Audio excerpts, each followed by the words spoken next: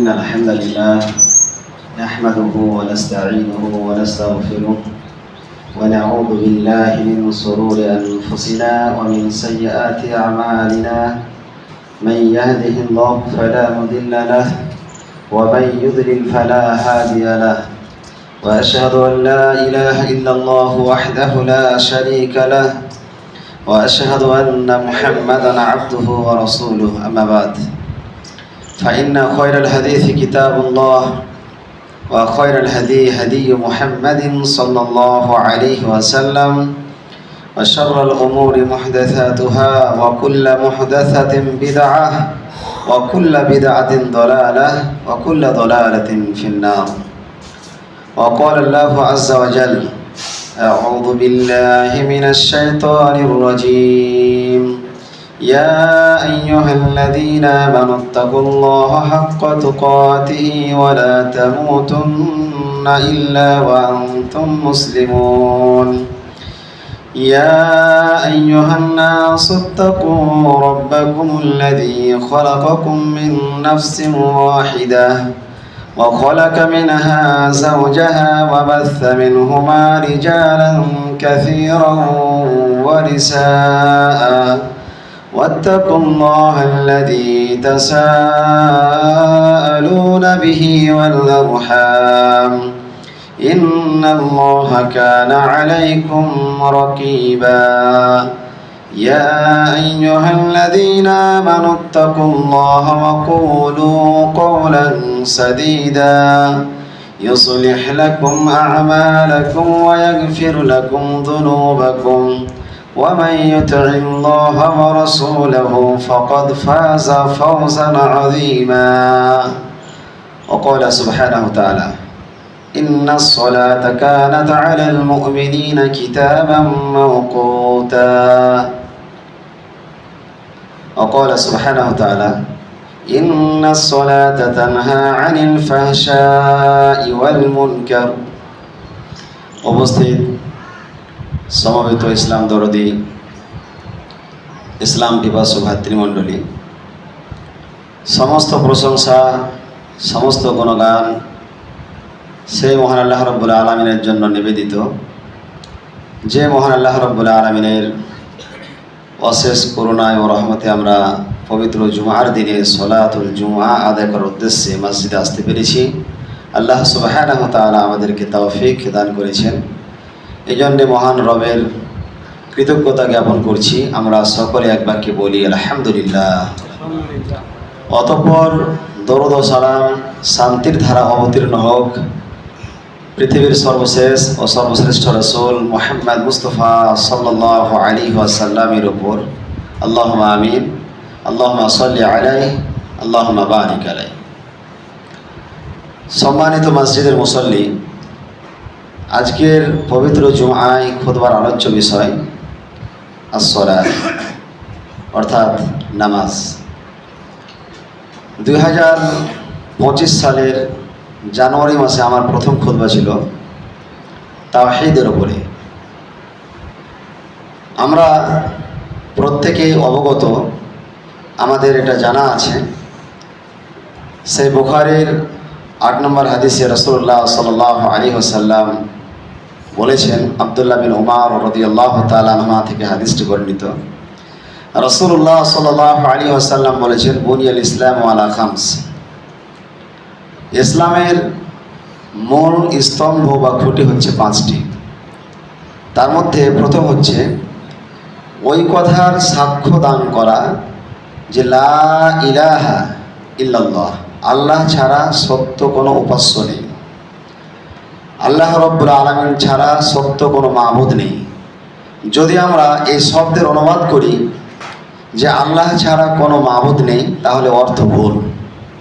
তার মানে এর অর্থ হবে যে আল্লাহ ছাড়া অন্য অন্য মাবুদ আছে। আল্লাহ যেমন একজন মাবুদ, ঠিক তেমনইভাবে আরও অন্য অন্য মাবুদ আছে।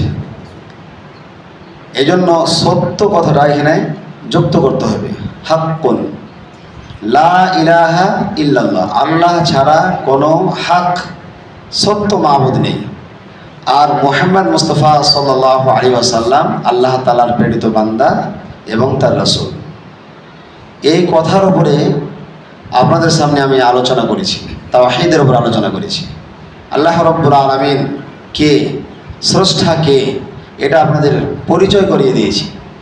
আল্লাহ রাব্বুল আলামিনের পরিচয় করার পরে, আল্লাহ রাব্বুল আলামিনকে সত্তা হিসেবে জানার পরে, তাকে রাজ্জাক হিসেবে জানার পরে, তাকে খালিক হিসেবে জানার পরে, আমাদের দ্বিতীয় কর্তব্য হচ্ছে আল্লাহ রাব্বুল আলামিনের দেওয়া বিধান 5 ওয়াক্ত সালাত প্রদান করা, সালাত সম্পাদন করা, 5 ওয়াক্ত সালাত প্রতিষ্ঠা করা। ওয়া আকিমুস সালাহ, ইসলামের দ্বিতীয় স্তম্ভ বা খুঁটি হচ্ছে নামাজ আদায় করা, সালাত আদায় করা। এই সালাত আল্লাহ রাব্বুল আলামিন মুমিনদের উপরে নির্ধারিত সময়ে ফরজ করেছেন। আর প্রত্যেকটা ইবাদত, হোক সেটা রোজা অথবা নামাজ অথবা হাজ, যে কোনো ইবাদতের একটা সিস্টেম আছে এবং একটা সময় আছে। আমরা মন চাইলে যখন যেটা ইচ্ছে হবে তখন সেই ইবাদতটা কিন্তু আমরা করতে পারবো না। যেমন ধরুন এই জুমার সালাত, যদি আমাদের মন চায় যে প্রতি মাসে প্রত্যেক সপ্তাহে আমরা শুক্রবারের দিন জুমার সালাত আদায় করি, এটা মাঝে মধ্যে সোমবার করলে ভালো হয়, হবে? হবে না। যেমন আল্লাহ রাব্বুল আলামিন হজ ফরজ করেছেন যারা বাড়ি থেকে নিয়ে মক্কা পর্যন্ত যাতায়াতের ক্ষমতা রাখে, এক কথায় মানিস্তাতা ইলাইহি সাবিলা, যারা পথ খরচের ক্ষমতা রাখে, যাদের উপর এক কথায় হজ ফরজ হয়ে গেছে। তো ফরজ হলে কি আপনি যে কোনো মাসে হজ পালন করতে পারবেন? পারবেন না। তার নির্ধারিত একটা মাস আছে, জিলহজ মাসে হজ করতে হবে। তো প্রত্যেকটা ইবাদত সময়ের সাথে রিলেটেড, প্রত্যেকটা ইবাদত। ঠিক তেমনইভাবে নামাজ আল্লাহ রাব্বুল আলামিন ফরজ করেছেন মুমিনদের উপরে নির্ধারিত সময়ে। জোহরের সালাত যদি সকাল 8টায় পড়তে আরম্ভ করি হবে না। ফজরের সালাত যদি আমরা রাত 12টায় শুরু করি হবে না। প্রত্যেকটা নামাজের একটা নির্ধারিত সময় আছে, সময় মতো টাইমলি আমাদেরকে নামাজ আদায় করতে হবে। সম্মানিত মুসল্লিয়ান ইসলাম, সালাত হচ্ছে সবচাইতে পাওয়ারফুল ইবাদত। ইবাদতের জগতে সব থেকে বড় ইবাদত হচ্ছে নামাজ। সালাত প্রতিষ্ঠা করা, নামাজ আদায় করা, এটা হচ্ছে সবচাইতে বড় ইবাদত। এই ইবাদতের গুরুত্ব অপরিসীম।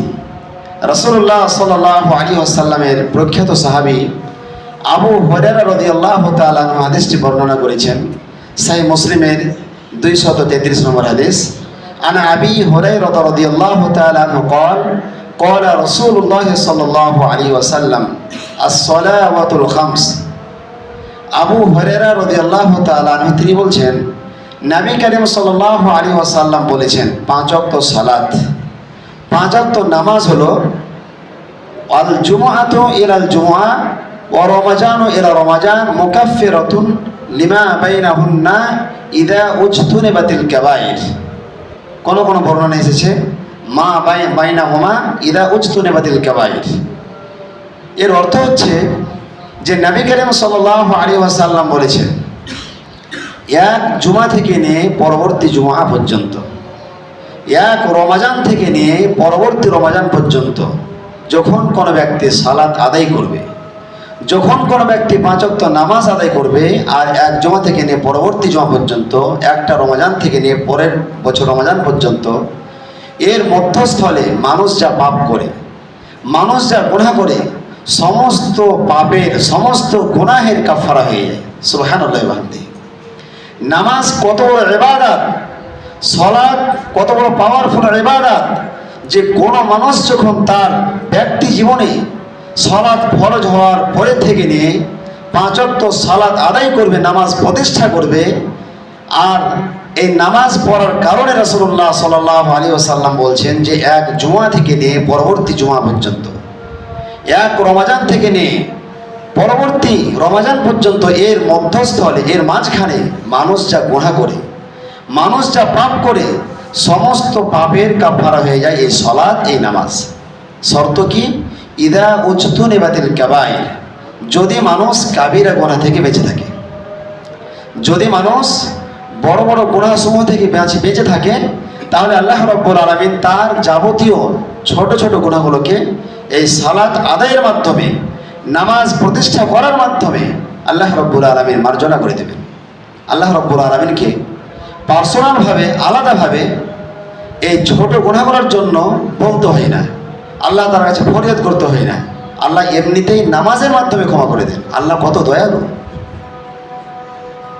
সহিহ বুখারীর 528 নম্বর হাদিসে উল্লেখ আছে, হাদিসটি বর্ণনা করেছেন আবু হুরায়রা রাদিয়াল্লাহু তাআলা আনহু। তিনি বলছেন, আনা আবি হুরায়রা রাদিয়াল্লাহু তাআলা আনহু قال قال رسول الله صلى الله عليه وسلم أرأيتم لو أن نهرا بباب أحدكم يغتسل منه في خمس।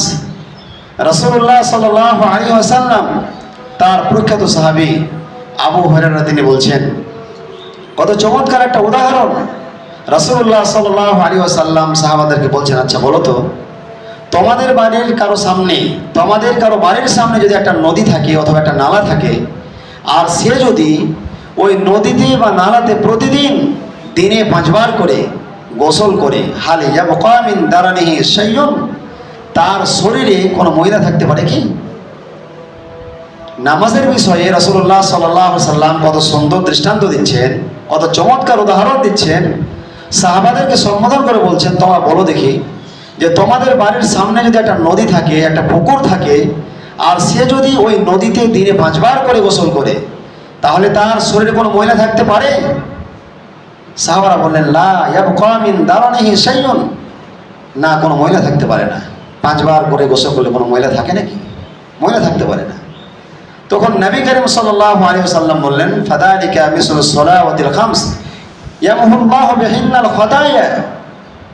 5 ওয়াক্ত সালাত যখন কোনো ব্যক্তি আদায় করবে, 5 ওয়াক্ত নামাজ যখন কোনো মানুষ আদায় করবে, তখন তার যাবতীয় গুনাহ থেকে আল্লাহ রাব্বুল আলামিন তাকে নিষ্পাপ করে দেন, তাকে মার্জনা করে দেন, তার কোনো পাপ থাকবে না, তার গুনাহকে আল্লাহ রাব্বুল আলামিন মিটিয়ে দেন। যেমন 5 বার গোসল করার কারণে ময়লা থাকে না, ঠিক অনুরূপভাবে 5 বার সালাত আদায় করলে, 5 বার নামাজ প্রতিষ্ঠা করলে তার কোনো পাপ থাকতে পারে না। সমাজের উপস্থিতি, সুতরাং আমাদেরকে বাধ্যতামূলকভাবে 5 ওয়াক্ত সালাত জামাতের সঙ্গে মসজিদে এসে আমাদেরকে আদায় করতে হবে। এটা ফরজ। নামাজের বিধান হচ্ছে ফরজ। নামাজ পরিত্যাগ করলে এমন ব্যক্তি কাফির। নামাজ যদি কেউ পরিত্যাগ করে, তাহলে এমন ব্যক্তি কাফির। এ বিষয়ে বিস্তারিত কথা পরবর্তী জুমা ইনশাআল্লাহ আলোচনা করব, সালাত পরিত্যাগকারীর বিধান কি। আজকে আমি আপনাদের সামনে সালাতের গুরুত্ব বোঝাচ্ছি, যে সালাতের গুরুত্ব কত, ইসলামে সালাতের গুরুত্ব কত। রাসূলুল্লাহ সাল্লাল্লাহু আলাইহি ওয়াসাল্লাম সহিহ বুখারীর 527 নম্বর হাদিসে উল্লেখ করেছেন, রাসূলুল্লাহ সাল্লাল্লাহু আলাইহি ওয়াসাল্লামের প্রখ্যাত সাহাবী ইবনে মাসউদ রাদিয়াল্লাহু তাআলা আনহু হাদিসটি বর্ণনা করেছেন। আন ইবনে মাসউদ রাদিয়াল্লাহু তাআলা আনহু قال, তিনি বলছেন, আব্দুল্লাহ ইবনে মাসউদ রাদিয়াল্লাহু তাআলা তিনি বলছেন যে একদা নবী করিম সাল্লাল্লাহু আলাইহি ওয়াসাল্লামকে জিজ্ঞাসা করা হলো, আইয়ুল আমালি আহাব্বু ইলাল্লাহি তাআলা, যে আল্লাহ তাআলার নিকটে সব থেকে পছন্দনীয় আফজাল আমল, আইয়ুল আমালি আফজাল, সব থেকে আল্লাহ তাআলার নিকটে পেয়ারা আমল, সব থেকে পছন্দনীয় আমল কি? নবী করিম সাল্লাল্লাহু আলাইহি ওয়াসাল্লাম বললেন প্রথম বাক্যে, আস-সালাতু লিওয়াক্তিহা। আল্লাহ রাব্বুল আলামিনের নিকটে সবচাইতে আফজাল আমল, সবচাইতে দামি আমল, সবচাইতে খাঁটি আমল হচ্ছে, ফজিলতপূর্ণ আমল হচ্ছে সালাত, টাইমে আদায় করা। আস-সালাতু লিওয়াক্তিহা, টাইমলি নামাজ প্রতিষ্ঠা করা, সময় মতো সালাতকে আদায় করা, এটা হচ্ছে আল্লাহ রাব্বুল আলামিনের নিকটে সবচাইতে পছন্দনীয় আমল। কুলতু সুম্মা আইয়ুন, আব্দুল্লাহ ইবনে মাসউদ রাদিয়াল্লাহু তাআলা তিনি বলছেন, দ্বিতীয়বারে আমি নবী করিম সাল্লাল্লাহু আলাইহি ওয়াসাল্লামকে জিজ্ঞাসা করলাম, তারপরে কোন আমল বেশি ভালো? নামাজ তো বুঝলাম, কিন্তু নামাজের পরে তারপরে সবচাইতে আফজাল আমল, উত্তম আমল আল্লাহ তাআলার নিকটে কি? তখন নবী করিম সাল্লাল্লাহু আলাইহি ওয়াসাল্লাম বললেন, বিররুল ওয়ালিদাইন। দ্বিতীয় আফজাল আমল হচ্ছে পিতা মাতার সাথে উত্তম ব্যবহার করা, পিতা মাতার সাথে সদাচরণ বজায় রাখা। কুলতু সুম্মা আইয়ুন, আমি দ্বিতীয়বারে নবী করিম সাল্লাল্লাহু আলাইহি ওয়াসাল্লামকে জিজ্ঞাসা করলাম যে আল্লাহ তাআলার নিকটে তারপরে সর্বোত্তম আমল কোনটি? তখন নবী করিম সাল্লাল্লাহু আলাইহি ওয়াসাল্লাম বললেন, আল জিহাদু ফি সাবিলিল্লাহ, আল্লাহ তাআলার নিকটে সংগ্রাম করা, জিহাদ করা। রাবি আব্দুল্লাহ ইবনে মাসউদ রাদিয়াল্লাহু তাআলা তিনি বলছেন, আমি আল্লাহ রাসূল সাল্লাল্লাহু আলাইহি ওয়াসাল্লাম, আল্লাহ রাসূল সাল্লাম আমাকে এইটুকু বর্ণনা করলেন, ফাহাদ্দাসানি বিহিন্না, আমাকে এইটুকু হাদিস বর্ণনা করলেন, লাউ ইস্তাযাদতুহু, যদি আমি আল্লাহর নবীকে আরও কিছু জিজ্ঞাসা করতাম তাহলে তিনি আমাকে ফাসাদানি, তিনি আরও কিছু আমাকে বলতেন। আল্লাহ রসুলকে যদি আমি আরও কিছু জিজ্ঞাসা করতাম তাহলে আল্লাহ রসুল সাল্লাল্লাহু আলাইহি ওয়াসাল্লাম আমাকে তিনি আরও কিছু বলতেন। সম্মানিত উপস্থিতি, আমি আপনাদেরকে বোঝানোর চেষ্টা করছি যে পৃথিবীতে পবিত্র কোরআন এবং হাদিস থেকে আমরা যা পেয়েছি, এই পৃথিবীতে আল্লাহ তাআলার প্রতি পরিপূর্ণ বিশ্বাস স্থাপন করার পরে সব চাইতে ইবাদতের জগতে যেটা খাঁটি ইবাদত, দামি ইবাদত, মূল্যবান ইবাদত, সে ইবাদত হচ্ছে নামাজ, সালাত আদায় করা, নামাজ প্রতিষ্ঠা করা। আজকে আমরা এই ফরজ বিধানকে কোনো গুরুত্বই দিই না। আমরা কিছু সংখ্যক মানুষ মাত্র সালাত আদায় করি। কেউ আমরা সাপ্তাহিক মুসল্লি, কেউ আমরা বছরে 2 বারের মুসল্লি, সারা বছর আমরা নামাজ আদায় করি না। এই একবার মাত্র জুমার সালাত আদায় করে আর বছরে ঈদুল আজহা আর ঈদুল ফিতরের সালাত আদায় করে আপনি কখনো মুসলিম দাবি করতে পারেন না। মুসলিম হওয়ার জন্য এটা একটা শর্ত যে আপনাকে ফরজ সালাত আদায় করতেই হবে। আল্লাহ রাসূল সাল্লাল্লাহু আলাইহি ওয়াসাল্লামের কোনো সাহাবী বেনামাজি ছিলেন? এমন একজন সাহাবীর নাম বলেন যে সাহাবী নামাজ পড়তেন না আর তিনি নিজেকে মুসলিম মনে করতেন। এরকম কোনো রাসূল সাল্লামের সাহাবা নাই, এরকম কোনো সহচরবৃন্দ ছিলেন না। প্রত্যেক সাহাবী নামাজি ছিলেন। নামাজি ছাড়া, মুসল্লিম ছাড়া কখনো কোনো মানুষ মুসলিম হতে পারে না।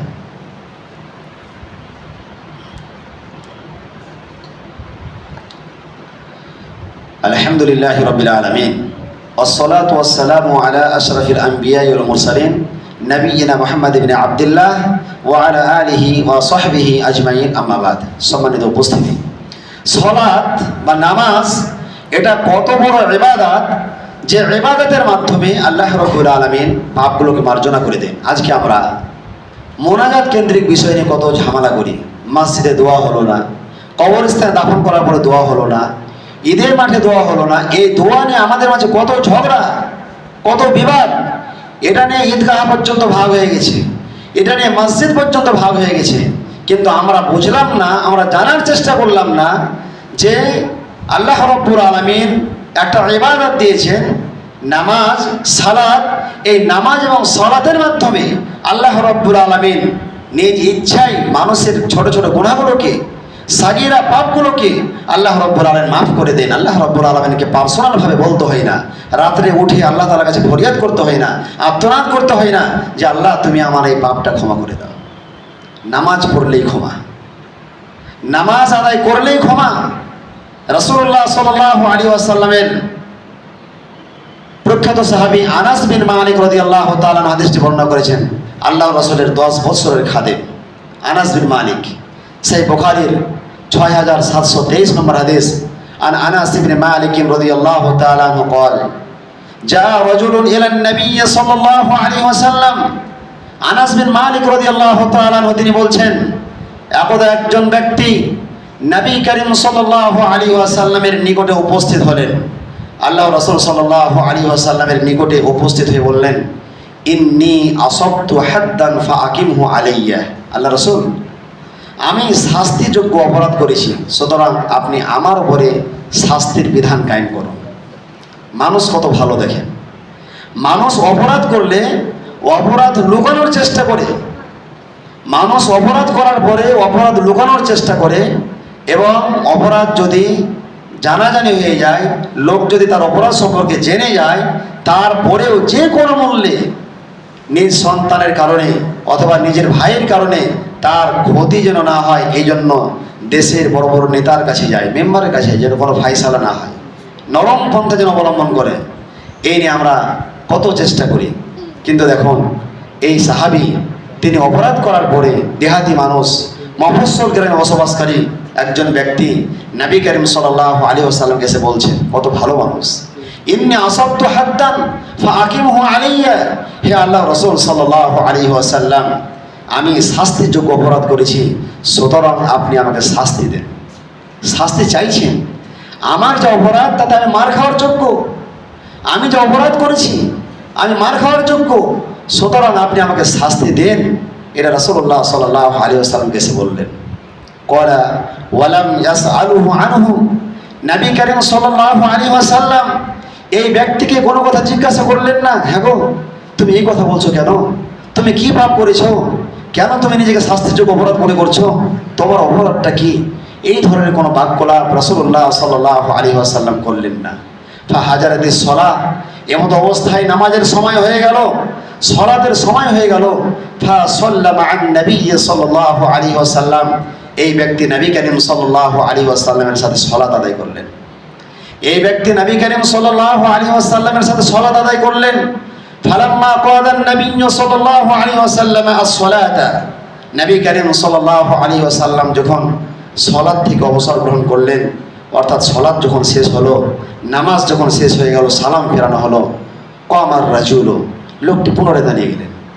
তার মানে কি, যখন কোনো কোয়েশ্চেন করার পরে উত্তর না পাওয়া যাবে, অন্য অন্য কাজ করব, তখন মানুষের মধ্যে একটা বিরক্তির ভাব তৈরি হবে যে একটা কথা জিজ্ঞেস করলাম কিছু বললেন না। এই জন্য যেমন সালাম ফেরা, কামার রাজুল, লোকটি পুনরায় দাঁড়িয়ে গেলেন। দাঁড়িয়ে গিয়ে একটু শব্দকে পরিবর্তন করে বলছেন, ইন্নী আসাবতু হাদ্দান ফিয়া কিতাবাল্লাহ, ইন্নী আসাবতু হাদ্দান ফিয়া কিতাবাল্লাহ, হে আল্লাহ রাসূল আপনি আমাকে শাস্তি দেন, আমার শাস্তি সম্পর্কে আল্লাহ তাআলার কিতাবে যা লেখা আছে, আল্লাহ তাআলার কিতাবে যা লেখা আছে তা আপনি আমার উপর প্রয়োগ করুন। নবী করিম সাল্লাল্লাহু আলাইহি ওয়াসাল্লাম তাকে বললেন, আলাইসা কাদ সাল্লাইতা মাআনা, ওগো তুমি কি আমাদের সাথে সালাত আদায় করোনি, তুমি কি আমাদের সাথে নামাজ আদায় করোনি? কলা, লোকটি বলছে নাম, হ্যাঁ আপনাদের সাথে নামাজ আদায় করলাম, জামাতে সালাত আদায় করলাম। তখন নবী করিম সাল্লাল্লাহু আলাইহি ওয়াসাল্লাম বললেন, ফাইন্নাল্লাহা ক্বাদ গফারা লাকা যামবাকা আও ক্বালা হাদ্দাক। তিনি বলছেন, রাসূলুল্লাহ সাল্লাল্লাহু আলাইহি ওয়াসাল্লাম তাকে বললেন যে আল্লাহ রাব্বুল আলামিন তোমার পাপকে ক্ষমা করে দিয়েছেন, আর তুমি যে শাস্তি মনে করছো সেই শাস্তিও আল্লাহ ক্ষমা করে দিয়েছেন। দেখুন, এর নাম হচ্ছে নামাজ, এর নাম হচ্ছে সালাত। পাপ কি করেছিল আল্লাহ ভালো জানেন, পাপ রাসূলও জানেন না, আর পাপ কি করেছিল সেই ব্যক্তি ভালো জানেন, কিন্তু আল্লাহ রাসূল সাল্লাল্লাহু আলাইহি ওয়াসাল্লাম তাকে জিজ্ঞাসা করলেন না তোমার অপরাধ কি, তোমার পাপটা কি। নামাজ শেষ, আল্লাহর নবী বলছেন তুমি কি আমাদের সাথে সালাত আদায় করোনি? লোকটা বলছেন হ্যাঁ করেছি, আপনাদের সাথেই আমি সালাত আদায় করলাম। আল্লাহ রাসূল সাল্লাল্লাহু আলাইহি ওয়াসাল্লাম বলছেন, ফাইন্নাল্লাহা ক্বাদ গফারা লাকা যামবাক, আল্লাহ রাব্বুল আলামিন তোমার পাপকে ক্ষমা করে দিয়েছেন। আও ক্বালা হাদ্দাক, এবং তোমার উপরে যে শাস্তি ছিল সেই শাস্তিকে আল্লাহ ক্ষমা করে দিয়েছেন। দুটোই ক্ষমা, কিসের মাধ্যমে? নামাজের মাধ্যমে। আল্লাহকে বলতে হলো ক্ষমা করো, আল্লাহকে বলতে হলো না। তাহলে ছোট ছোট গুনাহ, এই গুনাহগুলোকে আল্লাহ রাব্বুল আলামিন সালাতের মাধ্যমে মার্জনা করে দেন। ইনশাআল্লাহ আমরা প্রত্যেকেই 5 ওয়াক্ত সালাত আদায় করার চেষ্টা করব। আমরা 5 ওয়াক্ত নামাজ পরিত্যাগ করব না, বর্জন করব না, এবং নির্ধারিত সময়ে আমরা সালাত আদায় করার চেষ্টা করব। নির্ধারিত সময় আমাদেরকে সালাত আদায় করতে হবে। আপনার এই জাগতিক বিষয়ে টাইম মতো কোনো কাজ না হলে আপনি বিরক্ত হন না? আপনি যখন বহরমপুর যাওয়ার জন্য বাড়ি থেকে রওনা দেন, স্টেশনে যান, প্ল্যাটফর্মে দাঁড়িয়ে আছেন ট্রেনের অপেক্ষায়, এখন 9টা ট্রেন 10টায় আসে, রাগ হয় না? হয় না? 9টার ট্রেন 10টায় আসে, 1 ঘন্টা পরে, রাগ হয় তো আমাদের, ধরুন ট্রেন আসে না এখন পর্যন্ত, কি করে, ডবল লাইন হয়ে গেছে, তাও সমস্যা কোথায়? অনেক রকমের কথাবার্তা বলি আমরা। তো আমরা মানুষ, আমাদের মেজাজ যদি এমন হয়, তো যে আল্লাহ রাব্বুল আলামিন আমাদেরকে সৃষ্টি করেছেন, যে আল্লাহ রাব্বুল আলামিন জগৎ সৃষ্টি করেছেন, যে আল্লাহ রাব্বুল আলামিন রুজি আমরা ভক্ষণ করছি, যে আল্লাহ রাব্বুল আলামিনের নিয়ামত আমরা ভোগ করছি, সে রবের রাগ হবে না? সে রবের ক্রোধ আসবে না? অটোমেটিক আসবে। এই জন্য রবের যে হক সেটা সময় মতো আমাদেরকে আদায় করতে হবে, টাইমলি আমাদেরকে নামাজ আদায় করতে হবে, এবং মসজিদে এসে আমাদেরকে সালাত আদায় করতে হবে। আজকে আমরা অনেক সময় অলসতার বশবর্তী হয়ে বাড়িতে সালাত আদায় করি, বাড়িতে আমরা নামাজ আদায় করে নিই, বাড়িতে নামাজ হবে না। যারা মসজিদে আসতে সক্ষম তাদের নামাজ বাড়িতে হবে না। আল্লাহ রাসূল সাল্লাল্লাহু আলাইহি ওয়াসাল্লাম প্রখ্যাত সাহাবী, হাদিসটি সহিহ বুখারী এবং সহিহ মুসলিম উল্লেখ আছে, আব্দুল্লাহ বিন উম্মে মাকতুম রাদিয়াল্লাহু তাআলা আনহু আবুদা নবী করিম সাল্লাল্লাহু আলাইহি ওয়াসাল্লাম কাছে বললেন, আল্লাহ রাসূল আমি তো অন্ধ মানুষ, আমার তো চোখ নেই, অন্ধ, 2 চোখই অন্ধ, আমার মসজিদে আসা সম্ভব নয়, অনেক সময় সঙ্গী সাথী পাই না, তা আমি কি বাড়িতে সালাত আদায় করতে পারি না? নবী করিম সাল্লাল্লাহু আলাইহি সাল্লামকে জিজ্ঞাসা করলেন। তখন আল্লাহ রাসূল সাল্লাল্লাহু আলাইহি সাল্লাম তার অবস্থা দেখে তাকে বাড়িতে সালাত আদায় করার অনুমতি দিলেন। আব্দুল্লাহ ইবনে উম্মে মাকতুম যখন বাড়ির দিকে রওনা দিচ্ছেন, তখন পুনরায় আল্লাহ রাসূল সাল্লাল্লাহু আলাইহি সাল্লাম আব্দুল্লাহ বিন উম্মে মাকতুমকে ডেকে বলছেন, হাল সামিতুমুন নিদা, তুমি কি নিদা শুনতে পাও, আজান শুনতে পাও? তখন বলছেন যে হ্যাঁ, আমি আজান শুনতে পাই, মসজিদের ধ্বনি, মুয়াজ্জিনের ধ্বনি আমার কানে পৌঁছে। তখন আল্লাহ রাসূল সাল্লাল্লাহু আলাইহি সাল্লাম বললেন, তাহলে তুমি আজান শুনে মসজিদে এসো এবং জামাতে সালাত আদায় করো। তার অন্ধ মানুষকেও রাসূলুল্লাহ সাল্লাল্লাহু আলাইহি ওয়াসাল্লাম বাড়িতে নামাজ আদায় করার অনুমতি দেন নাই, বাড়িতে নামাজ আদায় করার অনুমতি দেননি আল্লাহ রাসূল। সুতরাং প্রত্যেকটা মানুষের জন্য, প্রত্যেকটা মুমিন ব্যক্তির জন্য মসজিদে জামাতের সাথে সালাত আদায় করা ফরজ। কঠিন মুহূর্তেও, রণাঙ্গনে, যুদ্ধের ময়দানে রাসূলুল্লাহ সাল্লাল্লাহু আলাইহি ওয়াসাল্লাম সাহাবাদেরকে নিয়ে জামাতের সাথে সালাত আদায় করেছেন। কঠিন পরিস্থিতিতেও, কঠিন পরিস্থিতিতেও, রণাঙ্গনে, যুদ্ধের ময়দানে রাসূলুল্লাহ সাল্লাল্লাহু আলাইহি ওয়াসাল্লাম সাহাবাদেরকে নিয়ে জামাতে সালাত আদায় করেছেন। সুতরাং আমাদেরকে জামাতের সাথে সালাত আদায় করতে হবে, জামাতের সাথে আমাদেরকে সালাত আদায় করতে হবে, এবং জামাতে সালাত আদায় করার ফজিলত অনেক বেশি। জামাতে সালাত আদায় করা, জামাতে নামাজ আদায় করা, এর ফজিলত অনেক বেশি। নবী করিম সাল্লাল্লাহু আলাইহি ওয়াসাল্লাম বলেছেন, আবু দাউদের হাদিস, রাসূলুল্লাহ সাল্লাল্লাহু আলাইহি ওয়াসাল্লাম বলেছেন, কারো একাকী সালাতের চাইতে মসজিদে এসে জামাতে সালাত আদায় করা এর ফজিলত হচ্ছে 50 গুণ অথবা 27 গুণ, 50 গুণ অথবা 27 গুণ বেশি ফজিলত রয়েছে। যারা মসজিদে এসে নামাজে সালাত আদায় করছেন না, মসজিদে আসেন না, বিভিন্ন কাজের অজুহাত দেখিয়ে বাইরে সালাত আদায় করছেন, দোকানে নামাজ পড়ছেন, বাড়িতে নামাজ পড়ছেন, বড় বড় স্কলার, সৌদি বিদ্যানরা বলেছেন তার নামাজ হবে না, তার নামাজ হবে না, এবং সে 25 গুণ এবং 27 গুণ ফজিলতের কথা যে রাসূলুল্লাহ সাল্লাল্লাহু আলাইহি ওয়াসাল্লাম হাদিসের মধ্যে উল্লেখ করেছেন, এই ফজিলত থেকে সে বঞ্চিত হয়ে যায়, এই ফজিলত থেকে সে বঞ্চিত হয়ে যায়। সুতরাং আমাদেরকে চেষ্টা করতে হবে মসজিদে এসে ইমামের পিছনে জামাতে সালাত আদায় করা। ইমাম যদি না থাকে তো যে বেশি উপস্থিত লোকদের মধ্যে কোরআন বেশি জানে সেই তখনকার ইমাম। এক কথায় জামাতে আমাদেরকে সালাত আদায় করতে হবে এবং সময় মতো আমাদেরকে সালাত আদায় করতে হবে। বাড়িতে নামাজ হবে না, দোকানে নামাজ হবে না, মসজিদ নাই, আপনি নির্ধারিত একটা জায়গাতে নামাজ আদায় করতে পারেন জামাত সহকারে। এই জন্য কেউ যদি পাহাড়ের চূড়াতে নামাজ আদায় করে একাকী, তারপরে সেখানে আজান দিয়ে নামাজ আদায় করবে এবং জোরে জোরে তাকবীর দিবে, যাতে করে অন্য কোনো মানুষ শুনে তার সঙ্গে জামাতে সালাত আদায় করতে পারে, অন্য কোনো মানুষ শুনে জামাতে সালাত আদায় করতে পারে। এই ধরনের অনেক হাদিস আছে যে রাসূলুল্লাহ সাল্লাল্লাহু আলাইহি সাল্লাম যেখানে বলেছেন, কোন একজন ব্যক্তিকে জামাতের সওয়াবে পৌঁছানোর জন্য, কোন একজন ব্যক্তি সালাত আদায় করছেন আর একজন ব্যক্তি বসে আছেন, তখন তিনি বলছেন যে তুমি কি সালাত আদায় করেছো? হ্যাঁ, আমি সালাত আদায় করেছি। তুমি পুনরায় সালাত আদায় করো, তাকে জামাতের একজন ব্যক্তি সালাত আদায় করছেন তার সঙ্গে তুমি শামিল হও, তোমার অতিরিক্ত নফল হয়ে যাবে আর সে জামাতের সওয়াব পেয়ে যাবে। জামাতে সওয়াব পাওয়ার জন্য আল্লাহ রাসূল সাল্লাল্লাহু আলাইহি ওয়াসাল্লাম সাহাবাদেরকে সুপরামর্শ দিয়েছেন।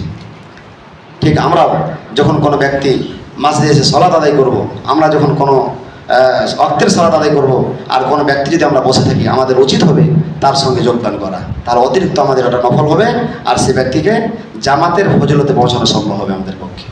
সুতরাং আমাদের প্রত্যেককে চেষ্টা করতে হবে যে 5 ওয়াক্ত সালাত জামাত সহকারে আদায় করা। জামাতের অনেক গুরুত্ব আছে। সম্মানিত উপস্থিতি, হাদিসে এসেছে রাসূলুল্লাহ সাল্লাল্লাহু আলাইহি সাল্লাম কঠিন অসুস্থতার মুহূর্তেও সাধ্যমতো তিনি চেষ্টা করেছেন মসজিদে গিয়ে সালাত আদায় করা। জ্বরে কাতরাচ্ছেন, তারপরেও মসজিদে গেছেন। কঠিন মুহূর্তে রাসূল সাল্লাল্লাহু আলাইহি সাল্লাম জামাত সহকারে সাহাবাদেরকে সালাত আদায় করেছেন। সুতরাং জামাত পরিত্যাগ করা যাবে না, জামাত পরিত্যাগ করা যাবে না। আজকে আমরা ইচ্ছা মতো সালাত আদায় করি, আজকে আমরা ইচ্ছা মতো সালাত আদায় করি। জোহরের সালাতের জন্য আমার সময় আছে, আমরা মাঠে কাজ করছি, আজান শুনতে পাচ্ছি আমরা, যদিও আয়াত বিশেষভাবে জুমার বিষয় বলা হয়েছে, কিন্তু প্রত্যেকটা সালাতের জন্য আয়াতটি প্রযোজ্য। ইয়া আইয়ুহাল্লাযীনা আমানু ইযা নুদিয়া লিস-সালাতি মিন ইয়াউমিল জুমআহ, যখন তোমাদেরকে জুমার সালাতের জন্য আহ্বান করা হবে, ডাকা হবে, তখন তোমরা কেনা বেচা সব কিছু ত্যাগ করে আল্লাহ তাআলার জিকিরের দিকে দৌড়ে এসো, আল্লাহ তাআলার জিকিরের দিকে দৌড়ে এসো। প্রত্যেকটা নামাজের ক্ষেত্রে মাঠে কাজ চলছে, দোকানে আছেন, নামাজের সময় হয়ে গেছে, আপনি দোকানটা বন্ধ করে নামাজ আদায় করে নেন।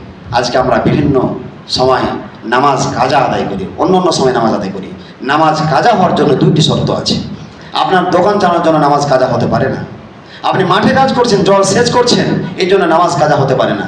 নামাজ কাজা হওয়ার জন্য দুইটা শর্ত, এই দুইটা শর্তের বাইরে কোনো ব্যক্তির নামাজ কাজা হতে পারে না। একটা হচ্ছে নামা, আর একটা হচ্ছে নাসিয়া। নামা মানে ঘুমিয়ে যাওয়া।